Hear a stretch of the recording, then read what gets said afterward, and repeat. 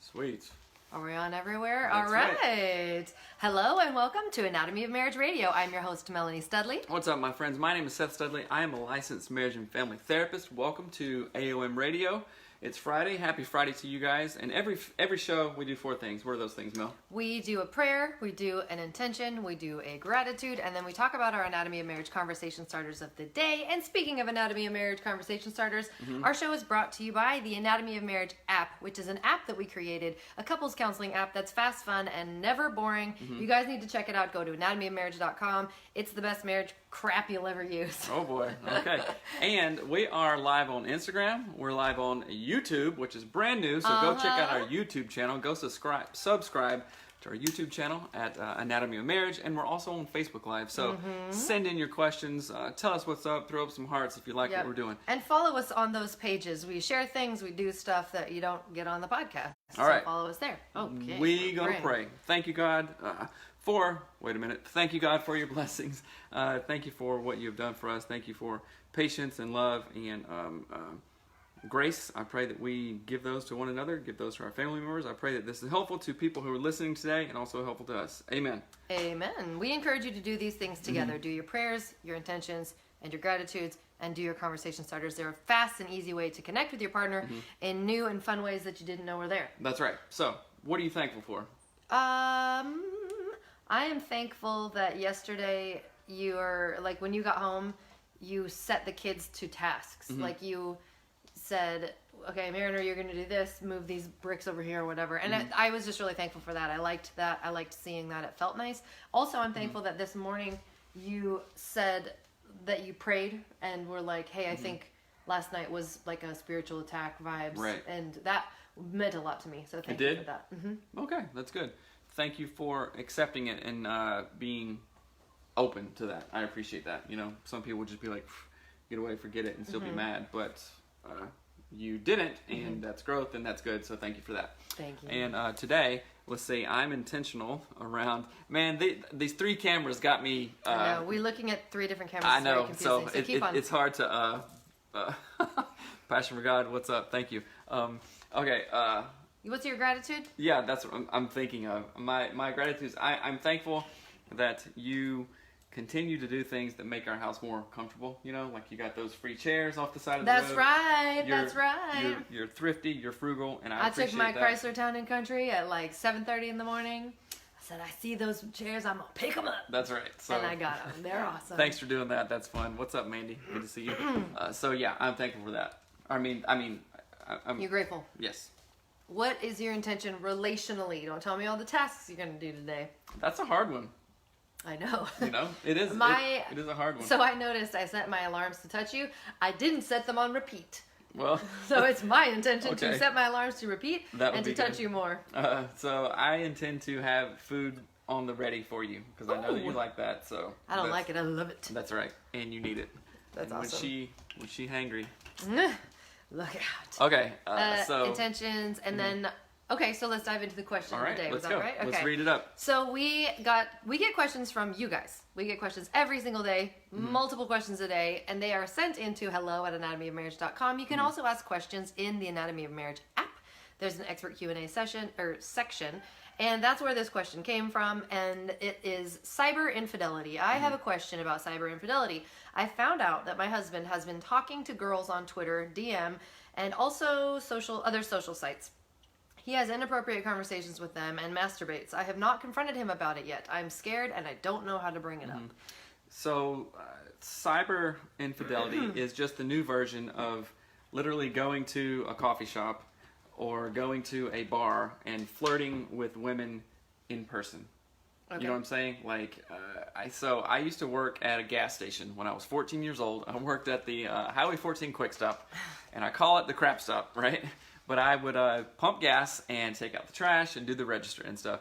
And when you work at a grocery store in the South, in the country, you meet a lot of people, right? You get a lot of interactions. A lot of them are good, just like, you know, socially, this is how you learn. And then a lot of guys in particular, and a lot of women too, honestly, were just older and kind of sleazy and just flirting around, and there would be a guy that would come to the store and use the telephone to talk to his mistress, right? Oh. And then there's a payphone over here, and then another dude would be like on the phone for hours, at night, because I worked a late shift, just talking, right? What are they doing? That's who they're Gross. side hustling with, right? Right. So that is no different than DMing girls or males on Twitter, Right. on Whatever. all this stuff. It's no difference, right? I mean, it's not physical, but if you are doing things and I don't know, this is like, okay, this is whack. This is this is cheating 2.0. Like cheating Right. 1.0 is like actual physical Right. with a physical person, but this is cheating 2.0. And I would say, dude, you got to check your heart around this.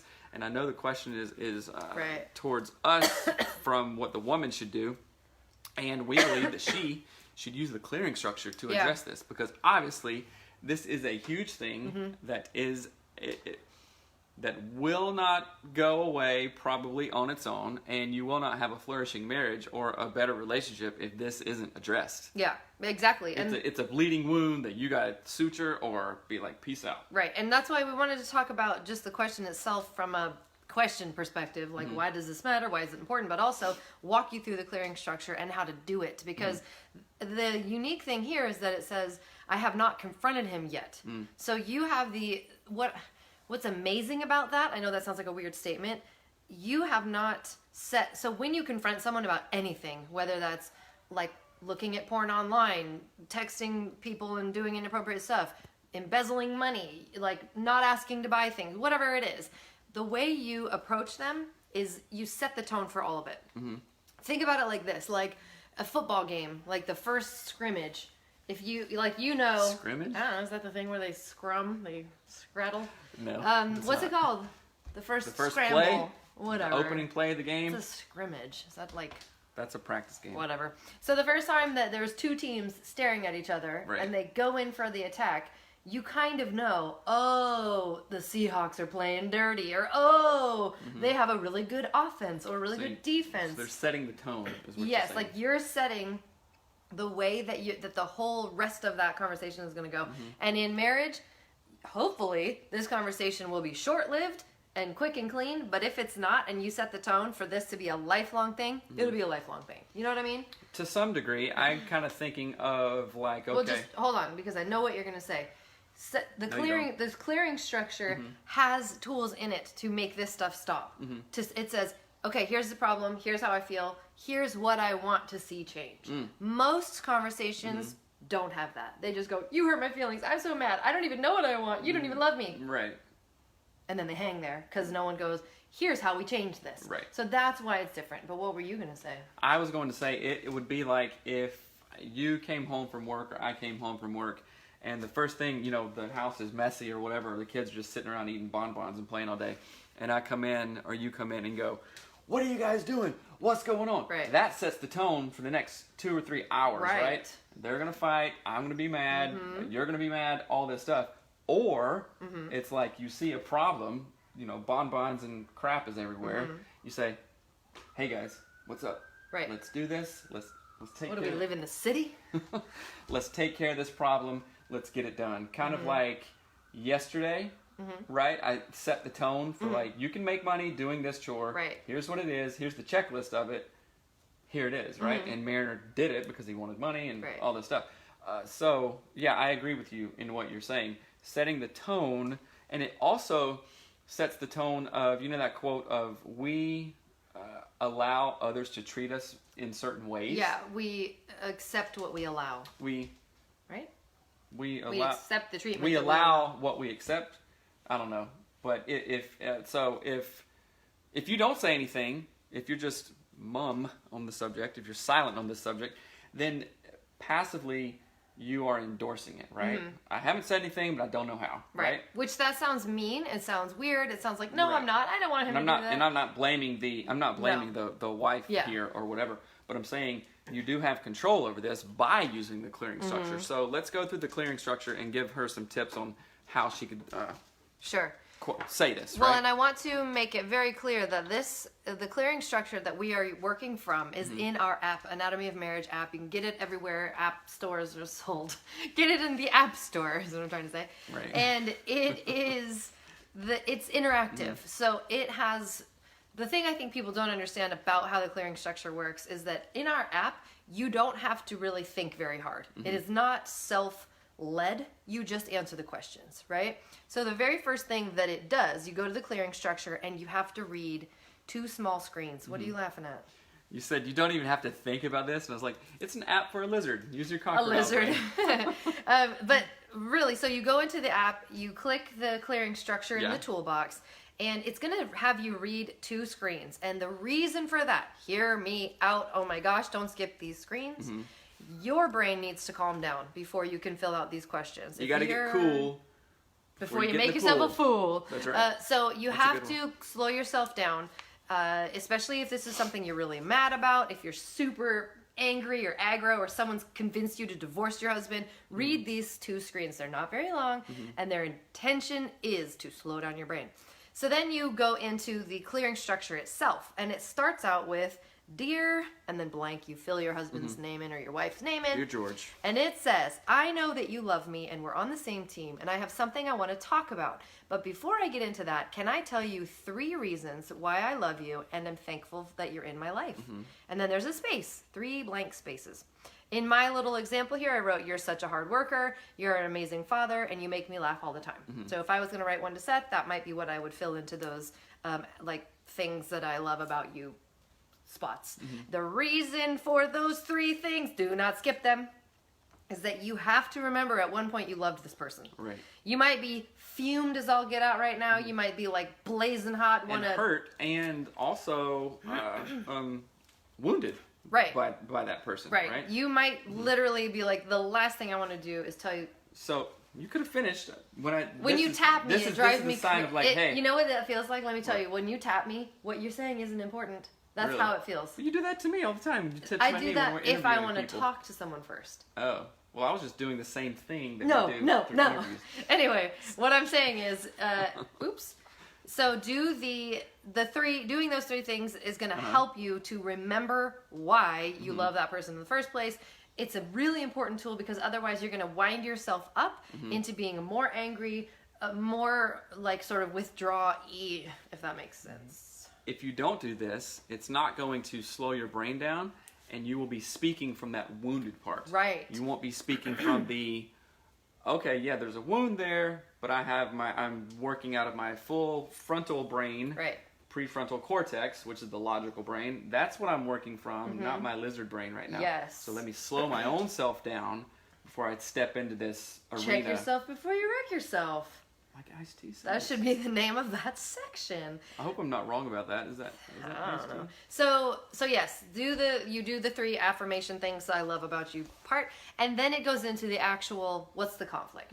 So I didn't put it in the thing. So we're using all 3 of our phones. We are all messed up this morning. So it says when you, and then you fill in the blank, right? So what is the thing that happened in this particular when case? you talk to Twitter.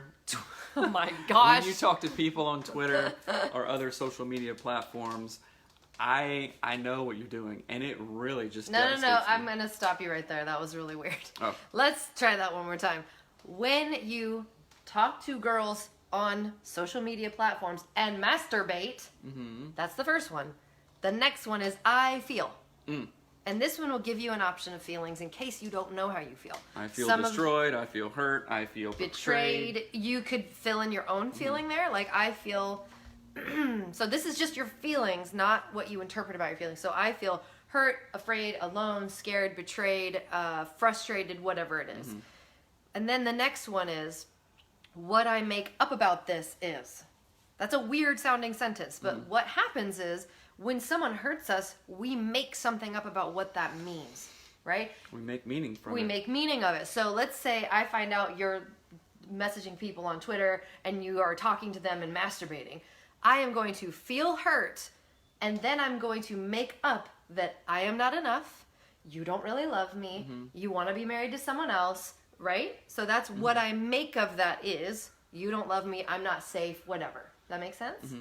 And then the next one is, what is it? So it's when you do this, I feel. What I make up about that is. What that reminds me of. What that reminds me of is when my dad didn't care about me when I was a kid, or that time that you lied to me at the church event and whatever, right? Like whatever it is. So you are literally processing what happened, what it made you feel, what you made up about it, and what it reminds you of that's hurtful. Right, because we all carry wounds or some sort of thing from childhood, or this person didn't do that, and we have hurts from that, right? So it's important to acknowledge those, and then the last two ones are what I want from you is, and then the last one is what I want for myself. So what I want from you is to in this feel case, like you are in this relationship with me. No. What I want from you in this case is don't do it. Don't do that. I don't want you to do that. I want, what's the word?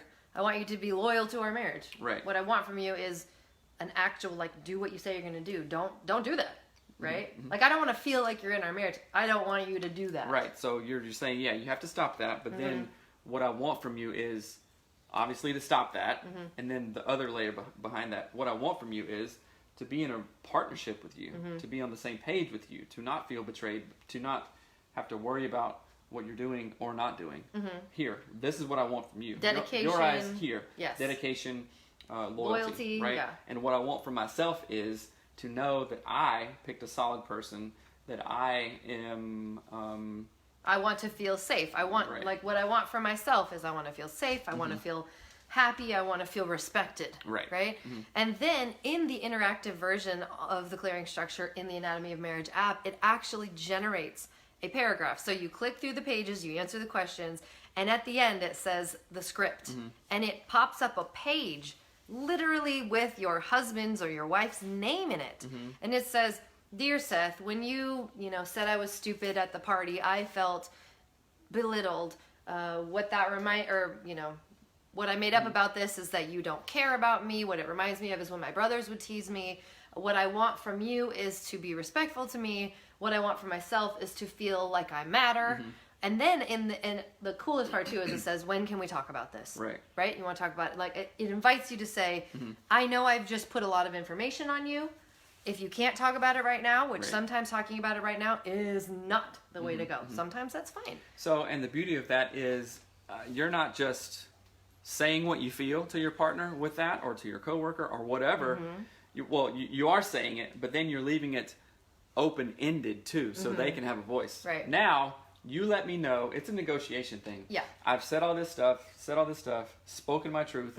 Now, it's your turn. When would be a good time? Right. I'm amiable. I'm amicable. I'm open to continuing this conversation to see how you feel. It's not just me throwing out all my vomiting opinions, thoughts, feelings, hurts, or whatever. And then so that invites two things. It's open-ended, and it invites the person to respond back. And I just thought of this. It may be a wise thing for the person to respond back with the clearing structure as well. Right. You understand what I'm saying? If it works that way. Sometimes that can get confusing. But so we wanted to go through how that clearing structure actually works in a real question so that people understand, because I think sometimes people think, oh, the clearing structure, that's too complicated. It's not. It's really, really simple. We have videos of us explaining how it works. We have... it's absolutely simple. And and what the clearing structure is based off of is the idea of I statements. You know, we talked about this all the time in communication skills. We are not saying things like, you always do this. You always are stupid. You are never supportive for me, because people get real.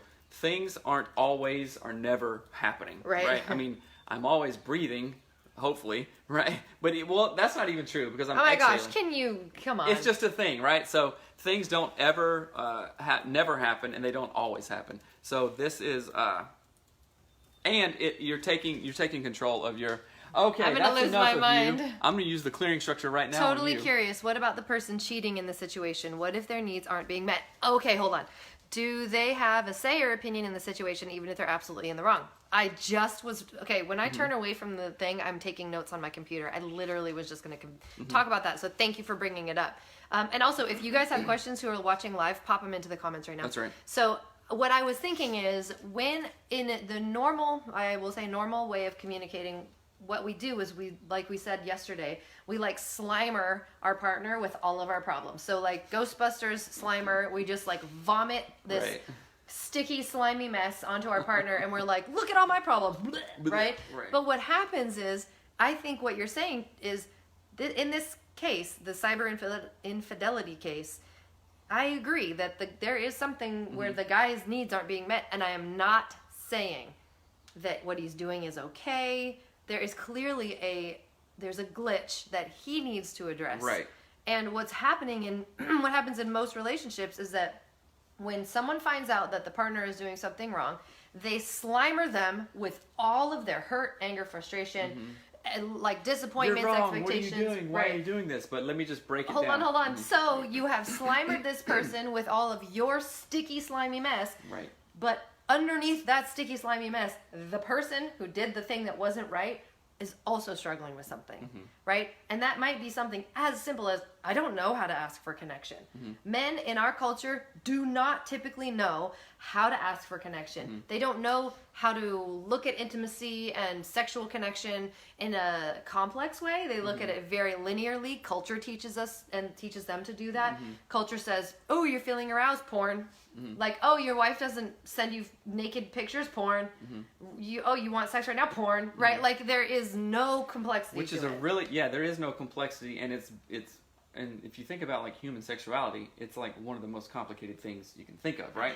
Because it's a spiritual, emotional, obviously physical, biological component of it, and it's really sad because it's like this. And we've talked about this before, but in the context of men, culture, and pornography, and the just innate feelings of sexuality, how do you take something that is so biologically powerful and go, oh my goodness, I'm feeling this, but I'm not connected with my wife, and she thinks I'm an idiot. Ugh. Right. You understand what I'm saying? It's like, so think about hunger or food, right? And this is not an excuse for inappropriate behavior or unhealthy behavior in any way. Think about it as food, like the biological need for food. And what if my biological need for food was stronger than yours?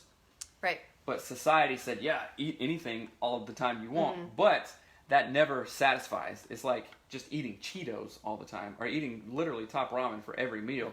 It's like, well, yeah, it takes care of the job, but there's so much more missing from that. I'm unhealthy because I'm eating that way, yeah. Unfortunately, I don't have a good relationship with my wife, but this need is so... I can't not eat for a year to work on this relationship, you know? So if you're not going to give me food, but I have to eat food... does that make sense? Oh, yeah. You No, follow it totally the makes whole sense. analogy there? Yeah. So here's another thing, which from a psychotherapeutic standpoint is most people, unless you have some sort of antisocial personality disorder or another personality disorder, most people are literally trying to do their best with what they have, right? So if I have some coping skill, or if this person... What if we reframe the whole thing as like, okay, you know, this behavior on Twitter and all this stuff, that is a coping skill. Although it is possibly maladaptive and definitely not helpful to the relationship, it is helping him get by through something. You know what I'm saying?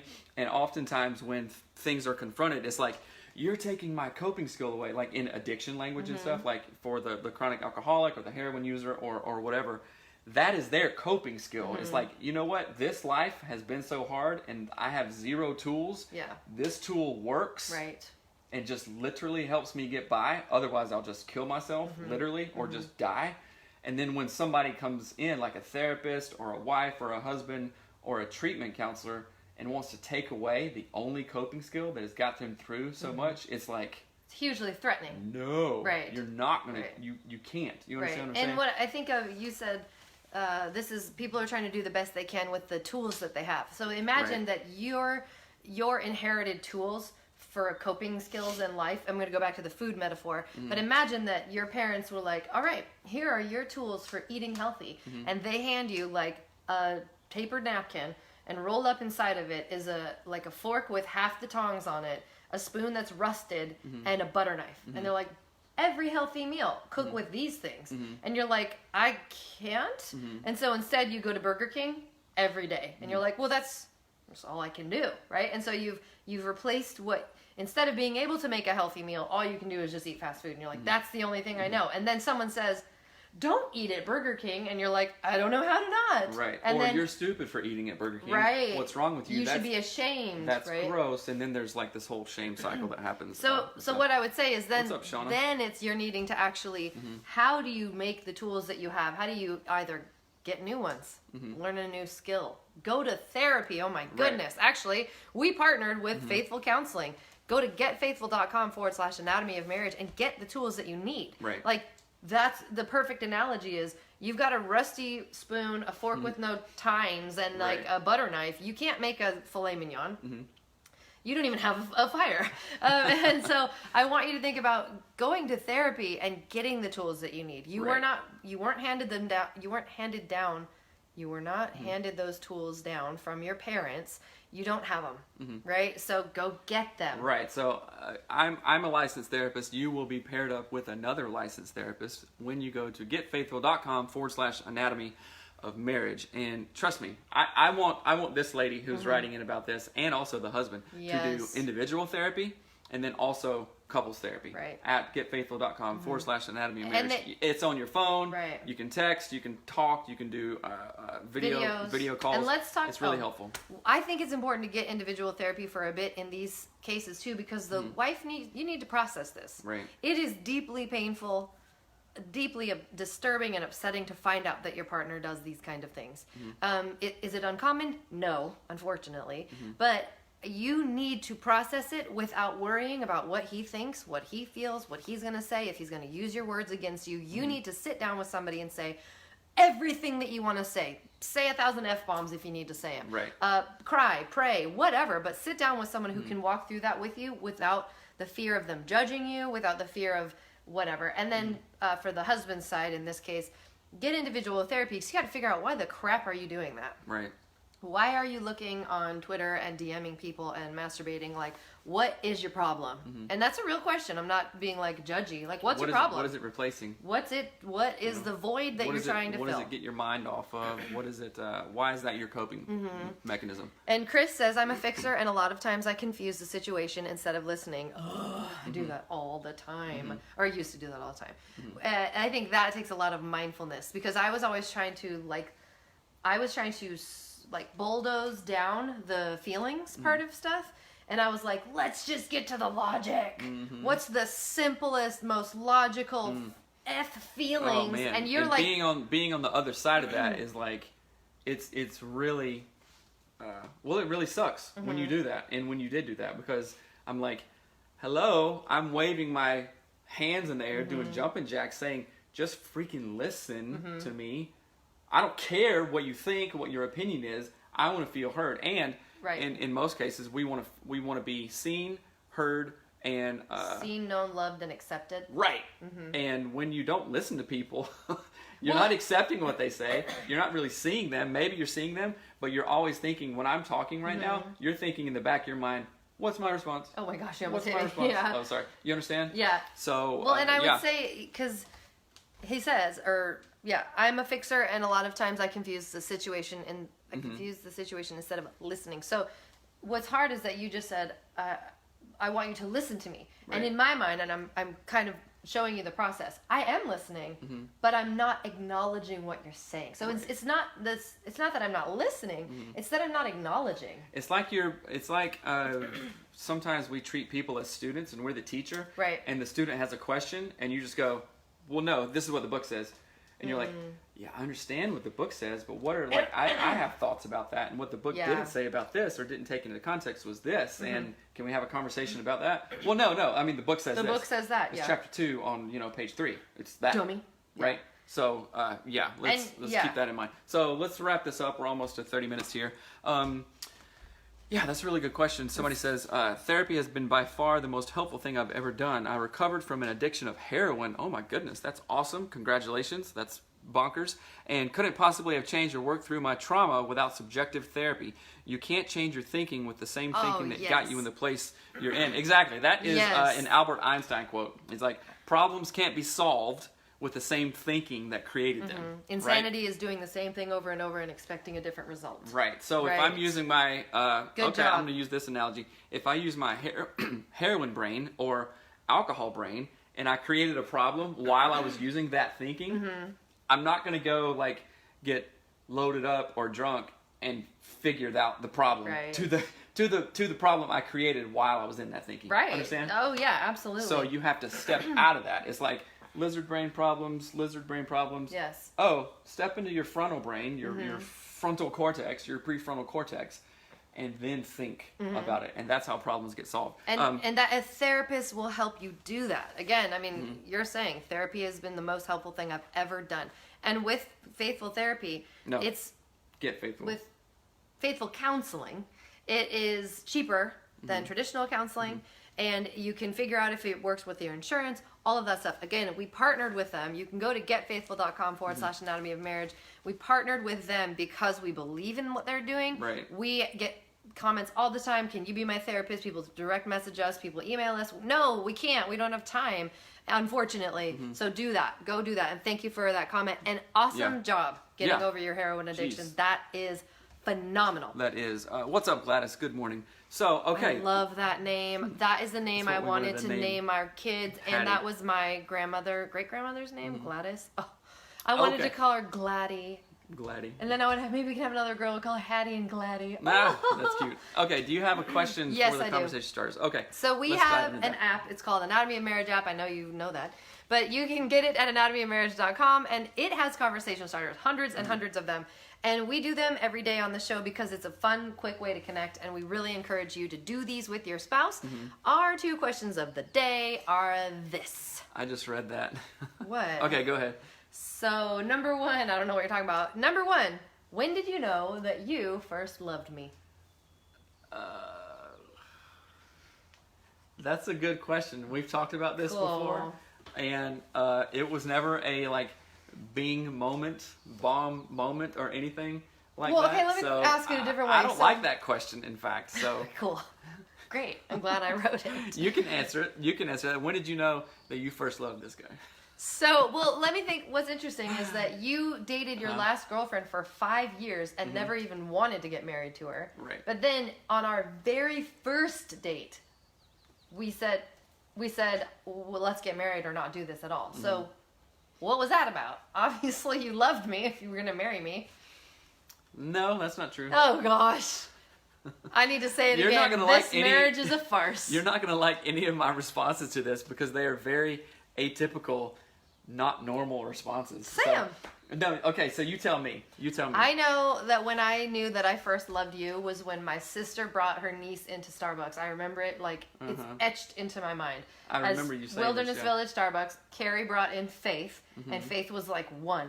And you picked her up. I did? And like talked to her and held her and looked at her, and Faith is a redhead, so she looks like me. Right. And my heart immediately went, marry him. Really? Yeah, like, and I was like, because you didn't act weird, you didn't act dumb. The loins feeling. All the feeling. Right. And that's when I think I knew, like, if he can act that way to a baby, sold. Really? Yep. So that tied into your biological kind of, okay, I can have babies with this man kind of thing, right? And you're sweet. Like, I mean, I've never known any other boyfriend I had would be like, oh, hi, baby, I don't know. And you were like, oh, you're so sweet. Let me pick you up. And like, you played with her hands and did a little whatever. That's when I knew. I was like, okay, there it is. Right. So, but not for me. Say your answer just so that other people feel normal about how they don't love their spouses and are married, though. No, I love you, but there was no, like, oh, geez, get all the feels, make babies with this woman kind of thing. Okay, how about a time when you thought you liked me? Can you at least say one thing just nice? A bunch of times. When we would drive really fast, when you had that fast car and I had a fast car, and we would just drive fast in the woods and rally, basically, when we would go up to the woods and push literal giant rocks down the mountain and watch them fall. That was a lot of fun, and that was that was different, I guess. Can But you guys even- imagine me like rally driving and pushing rocks down mountains? It's a funny thought. Well, we should do that again, honestly. But yeah, there's not a time when I was like, oh, geez, I'm in love with you. Did you ever have like butterflies?